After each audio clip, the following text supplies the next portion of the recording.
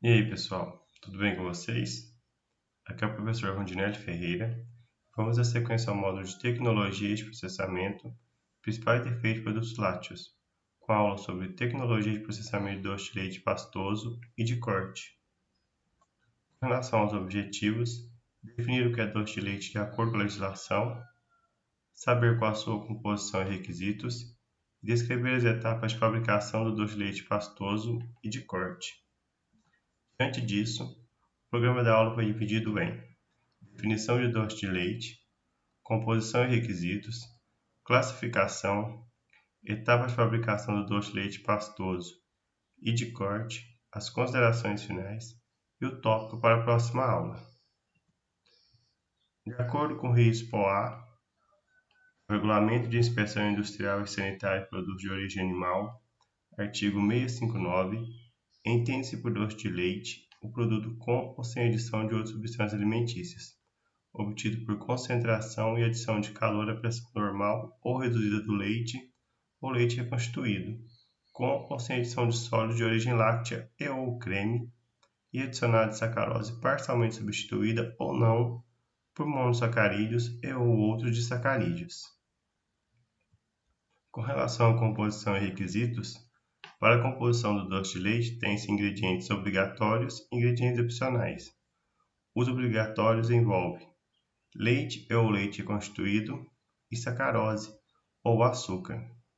Com relação à quantidade de açúcar a ser adicionado para a fabricação do doce de leite, divide-se uma quantidade para pastoso e uma quantidade para doce de leite de corte. Com relação ao doce de leite pastoso, adiciona-se de 18 a 20 kg de açúcar por 100 litros de leite, ou de 18 a 20%. Com relação ao doce de leite de corte, adiciona-se 30 kg por 100 litros de leite, ou 30%. Já quanto aos ingredientes opcionais, pode-se adicionar creme, sólido de origem láctea, mono e disacarídeos, em substituição da sacarose em até 40%, amido ou amidos modificados, cacau, chocolate, coco, amendoim, frutas secas, cereais e outros produtos alimentícios. Quanto aos requisitos das características sensoriais, tem-se que o produto deve apresentar consistência cremosa ou pastosa, sem cristais perceptíveis sensorialmente. Já a sua cor, castanho caramelado proveniente da reação de Maillard. A reação de Maillard é a reação realizada entre um agrupamento amino, advindo de um aminoácido, mais um açúcar redutor, que no caso do leite, correlaciona-se à lactose. Essas duas substâncias, aliadas ao aquecimento, ao processo de concentração do leite, resultam na reação de Maillard, que denomina-se na cor caramelo proveniente. Com relação ao sabor e odor, um doce característico sem sabor e sem odores estranhos. A tabela 1 mostra a classificação do doce de leite de acordo com o teor de gordura, tanto para o doce de leite comum quanto para o doce de leite com creme. Os seus requisitos são mostrados com relação a grama por 100 gramas de produto, analisado umidade, matéria gorda, cinza e proteína. Com relação aos valores tanto para o doce de leite comum quanto para o doce de leite com creme, observa-se que os valores são similares, com exceção da matéria gorda, ou seja, para o doce de leite comum tem-se uma porcentagem de matéria gorda de 6 a 9%, e com relação ao doce de leite com creme, maior que 9%. Além disso, há outras classificações, como somente doce de leite ou doce de leite sem adições e doce de leite com adições. Assim, vamos ver as etapas de fabricação do doce de leite pastoso.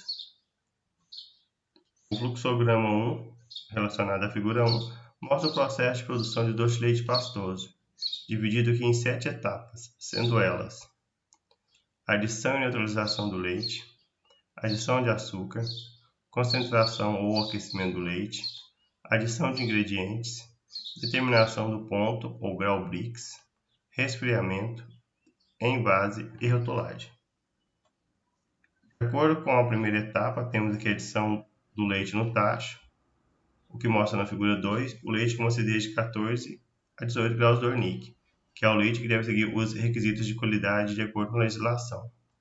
Com relação à produção do doce de leite, precisa-se fazer a neutralização da acidez do leite, ou seja, a acidez ideal para esse fabrico deve ser de 13 graus de Wernicke.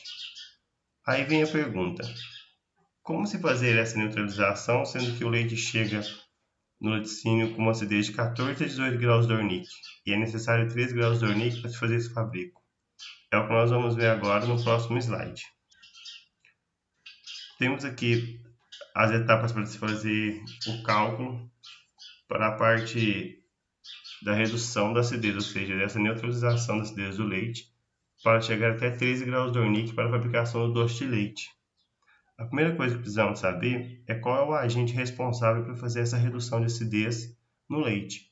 O agente é o bicarbonato de sódio, ou NaHCO3.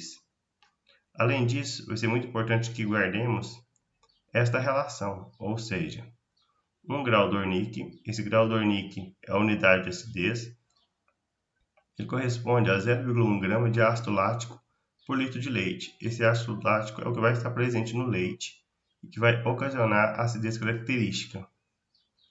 Vamos supor também que temos um volume de 150 litros de leite no início do processo, com uma acidez de 15 graus de Wernicke. Lembrando que a acidez ideal para o doce de leite é 13 graus de Wernicke. Dessa maneira, temos um excesso da acidez, ou seja, 15 graus de Wernicke, que é a acidez que o leite chegou no laticínio, menos 13 graus de Wernicke, que é a acidez ideal para a fabricação do doce de leite, resultando aqui em 2 graus de Wernicke. Voltando aqui na relação graus de Wernicke e ácido lático, temos que, para 1 grau de Wernicke, corresponde-se 0,1 gramas de ácido lático por litro de leite.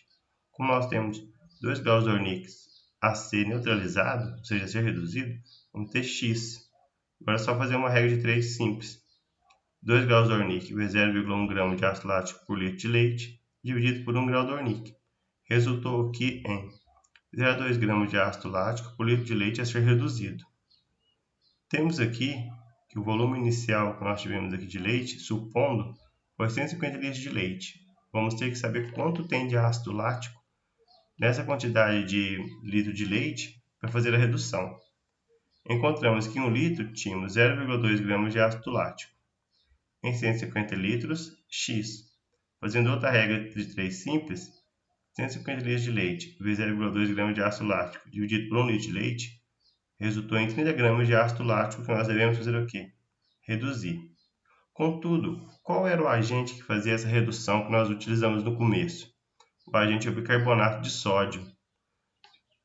Nós teremos que fazer essa relação direta entre o bicarbonato de sódio e o ácido lático para termos o valor de bicarbonato de sódio a ser adicionado ao leite. Desta forma, tem-se uma outra relação, que é a relação de pesos moleculares, ou seja, a soma das massas de cada componente aqui, tanto para o bicarbonato quanto para o ácido lático. Assim, vamos ter uma relação direta. 84 gramas de bicarbonato de sódio corresponde a 90 gramas de ácido lático. Como nós tínhamos 30 gramas de ácido lático a ser reduzido, x. Então, vamos fazer uma regra de 3 simples. 30 gramas de ácido lático, que multiplica 84 gramas de bicarbonato de sódio, dividido por 90 gramas de ácido lático, resultando em 28 gramas de bicarbonato de sódio, ou seja, nós precisamos dessa quantidade aqui, dessa massa, para reduzir para 13 graus de Wernicke a acidez do leite. Contudo, ainda temos mais um fator. Esse bicarbonato que é vendido para se fazer esse tipo de inserção no leite para a produção do doce de leite, ele tem uma pureza de apenas 85%, ou seja, os outros 15% são impurezas do processo de fabrico dele. Então, vamos relacionar que 28 gramas de bicarbonato de sódio encontrado vai corresponder a 85% de sua pureza. Como nós queremos só bicarbonato de sódio, vamos fazer 100% de pureza. Novamente, outra regra de 3 simples. 100% de pureza, que multiplica 28 gramas de bicarbonato de sódio dividido por 85% de pureza, resultando aqui em 33 gramas de bicarbonato de sódio. Ou seja, precisamos de 33 gramas de bicarbonato de sódio para reduzir a acidez do leite de 15 para 13 graus de Wernicke. Com relação à próxima etapa, que é a etapa de adição de açúcar, vamos lembrar aqui novamente a quantidade a ser utilizada. Com relação ao fabrico de doce de leite pastoso, adiciona-se de 18 a 20 kg de açúcar por 100 litros de leite, ou 18 a 20%. Com relação ao corte, ao doce de leite corte, adiciona-se 30 kg de açúcar por 100 litros de leite, ou 30%. Com relação à mistura, como deve ser feita essa mistura do açúcar com o leite? Recomenda-se que realize a sua pré-mistura com uma parte do leite antes de ser introduzido ao tacho, ou seja, isso facilita a parte de homogeneização dos componentes do açúcar no leite. Vamos dar um exemplo aqui para uma quantidade para 150 litros de leite, quanto de açúcar que nós deveríamos colocar, tanto para o doce de leite pastoso quanto para o doce de leite de corte. Com relação ao doce de leite pastoso, vimos aqui que ele varia de 18 a 20 kg, ou seja, 18 a 20%.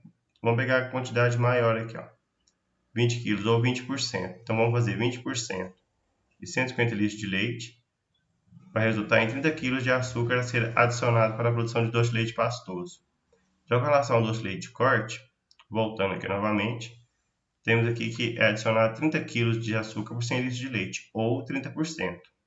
Fazendo 30% de 150 litros de leite, temos aqui 45 kg de açúcar que deve ser adicionado para a produção de doce de leite de corte.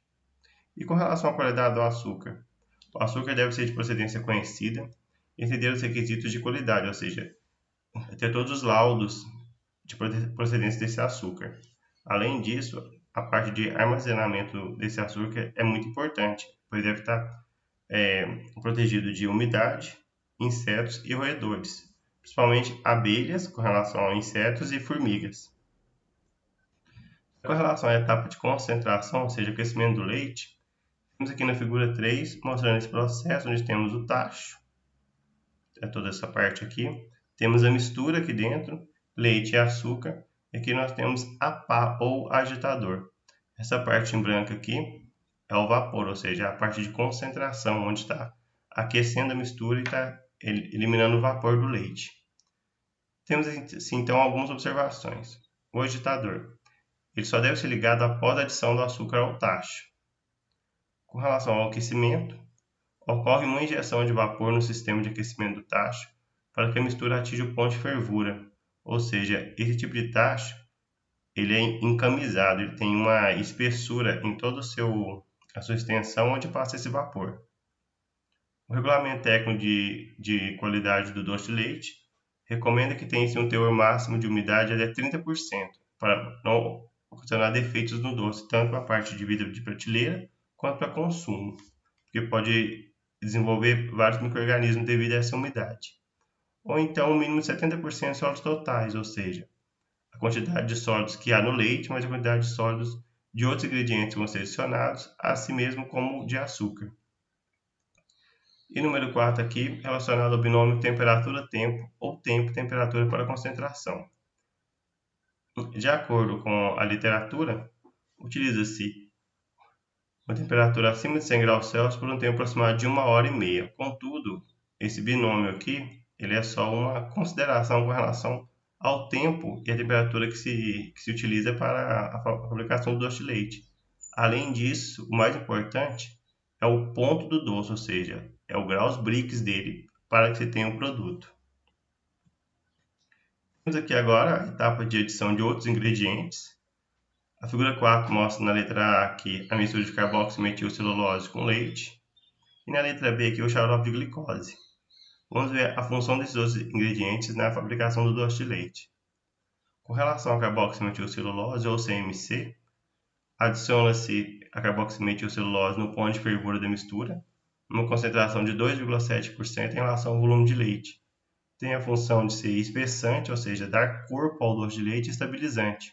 Estabilizante é não deixar que a mistura, que é homogênea, fique heterogênea, ou seja, tem separação de fases entre componentes lipídicos, componentes que têm gordura, componentes aquosos, aqueles que têm água. Ou seja, ele mantém todos os componentes juntos.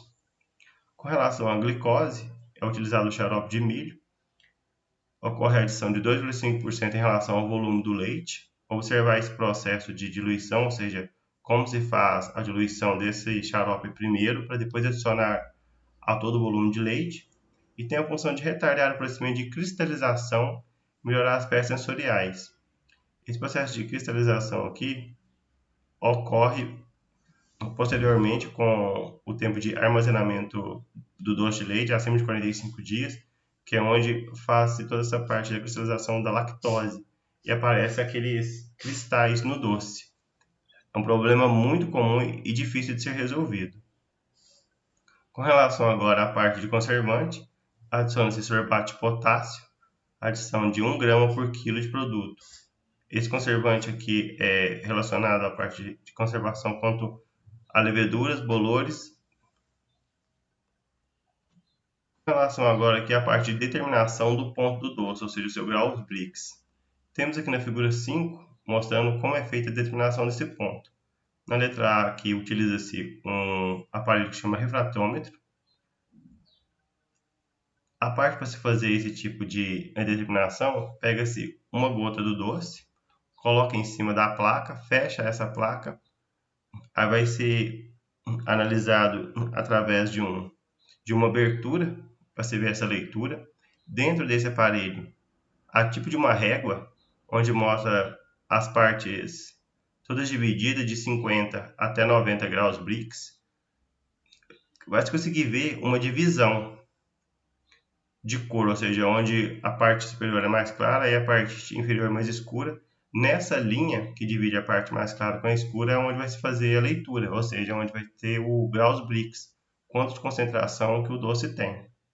Já com relação à letra B aqui é o teste com a concha, que também pode ser comparado com o teste com um copo d'água. Vamos ver aqui algumas observações com relação a esses testes. Teste com o refratômetro. Medida do graus Brix, ou seja, concentração de sólidos totais, onde o ponto do doce de leite pastoso situa-se em 65 e 68 graus Brix, e do doce de leite de corte 84 e 86 graus Brix, ou seja, o doce de leite de corte ele tem menos umidade, ele é mais concentrado. Com relação ao teste com copo d'água, ou seja, relacionado ao teste com concha, coloque-se algumas gotas do doce dentro de um copo com água. Se elas não se dissolverem até caírem no fundo do copo, é um indicativo de que o mesmo está pronto. Esse tipo de teste aqui ele é mais simples de ser feito. É mais indicado que, se for possível, que se faça o teste com um refratômetro para não ter problemas posteriores com o doce e sua conservação. Com relação à etapa de resfriamento, temos aqui na figura 6, mostrando na letra A um processo de resfriamento utilizado, onde o funcionário está com uma mangueira resfriando essa parte do tacho. Temos aqui na letra B um processo de filtragem. Com relação a esse teste de filtragem aqui, essa etapa de filtragem, não é recomendado que se faça dessa maneira, porque não tem nenhum EPI, que é o equipamento de proteção individual. O doce está a uma temperatura elevada. Podemos ver que parece ser de plástico, ou seja, não é recomendado também. Então, ou seja, a forma que está sendo feita é toda errada. É recomendado que seja feito com uma peneira de aço inox, e que não seja feito por funcionários dessa maneira, porque não ocorram problemas de queimadura e outros. Com relação à etapa de resfriamento, tem-se que, após a verificação do ponto do doce, desligar o equipamento industrial, o tacho, desliga-se tudo, e resfria o doce a temperatura de 70 graus Celsius. Vamos ver por que 70 graus Celsius posteriormente. Com relação ao invase, antes da etapa de invase, o doce de leite pode ser filtrado. É o que nós vimos aqui na letra B. Qual é o objetivo dessa filtragem? Reter eventuais partículas grumos formadas durante o período de aquecimento. É porque não tenha esse problema e que o doce seja totalmente homogêneo.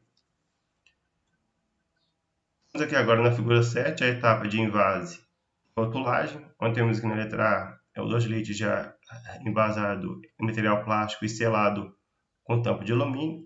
Na letra B aqui temos os doces de leite já virados. A gente vai ver por que é feita essa viragem aqui, ou seja, como o doce de leite ele é envasado quente, ele vai eliminar grande parte dos micro-organismos que tem na embalagem.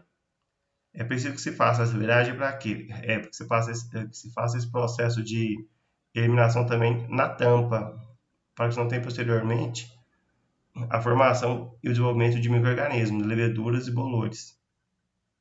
Vamos ver aqui então algumas observações. Invase.